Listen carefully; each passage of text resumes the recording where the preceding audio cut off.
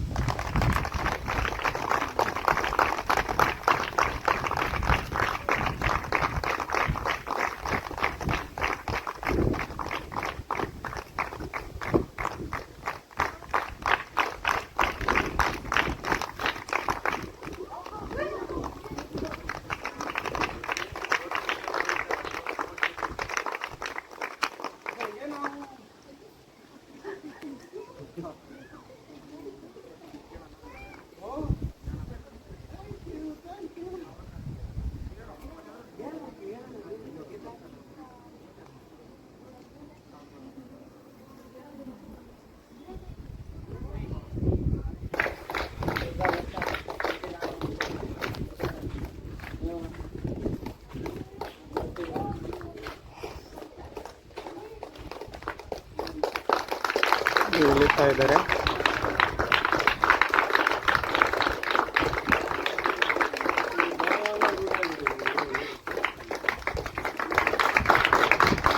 ನಿಸಾರ್ ಅಹಮದ್ ಸಾಲೀನ್ ಅಂತ, ನಮ್ಮದು ಹೂವಿನಡಗಲಿ ತಾಲೂಕು ವಿಜಯನಗರ ಡಿಸ್ಟ್ರಿಕ್ಟ್ ಒಳಗುಂದಿ ಅಂತೇಳಿ ಗ್ರಾಮ.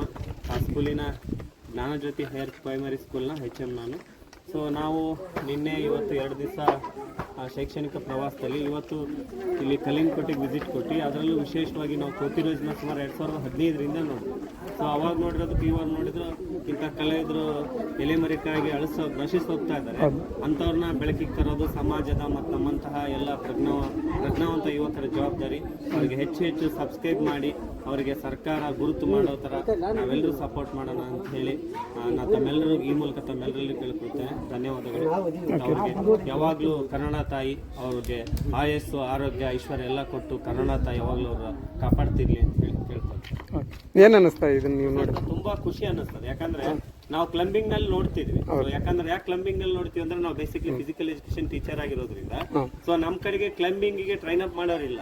ಸೊ ಇಂತಹ ಒಂದಿಷ್ಟು ಜನ ಕಲಾವಿದ್ರು ಅಥವಾ ಇಂತಹ ಒಂದು ನುರಿತ ವಿಷಯದ ಬಗ್ಗೆ ತಿಳ್ಕೊಂಡಿರ್ತಕ್ಕಂಥವ್ರಿಗೆ ಮುಂದಿನ ಜನರೇಷನ್ಗೆ ಈ ತರದ ಕಲೆ ಬೆಳಿಬೇಕಂದ್ರೆ ನಮ್ಮ ಕೋತಿರಾಜ್ ಸರ್ ಅಥವಾ ಅಲಿಯಾಸ್ ಜ್ಯೋತಿರಾಜ್ ಸರ್ ಅಂತಹ ಹೊಸ ಈ ಪ್ರತಿಭಾವಂತರಲ್ಲ ಇಂಥ ಅವಕಾಶ ಕೊಟ್ಟು ಮುಂದಿನ ಜನರೇಷನ್ ಬರ್ತಕ್ಕಂಥ ಮಕ್ಕಳಿಗೆ ಏನಾದ್ರೂ ಕೊಟ್ರಿ. ಈಗ ಯಾರೋ ನಾವು ಬಿಗ್ ಬಾಸ್ ನೋಡಿದ್ವಿ, ಅದನ್ನ ನೋಡಿದ್ವಿ, ಇದನ್ನ ನೋಡಿದ್ವಿ ಅನ್ನೋ ಬದಲು ಇಂತಹ ನಮ್ಮ ಗ್ರಾಮೀಣ ಭಾಗದಲ್ಲಿ ನಶಿಸಿ ಹೋಗ್ತಿರ್ತಕ್ಕಂಥ ಇಂತಹ ಅವಾಗೆಲ್ಲ ಹಿಂದಿನ ಕಾಲದಾಗ ದೊಡ್ಡ ಬಂಡೆಗಳನ್ನ ಎತ್ತಾ ಇದ್ರನ್ ಸರ್, ಅಂತರ್ನೆಲ್ಲ ಇಮೇಜ್ ಮಾಡ್ಕೊಂಡ್ರೆ ಸೊ ಇಂತಹ ಕಲಾವಿದರುಗಳು ಶಕ್ತಿ ಕೇವಲ ಮನಸ್ಸಿಗೆ ಶಕ್ತಿ ಅಷ್ಟೇ ಮುಖ್ಯ ಅಲ್ಲ, ಶಕ್ತಿ ಜೊತೆಗೆ ಯುಕ್ತಿನಿ ಸಹ ಎಷ್ಟು ಕೆಲಸ ಮಾಡ್ತದೆ ಅನ್ನೋದಕ್ಕೆ ಅವ್ರ ಉದಾಹರಣೆ.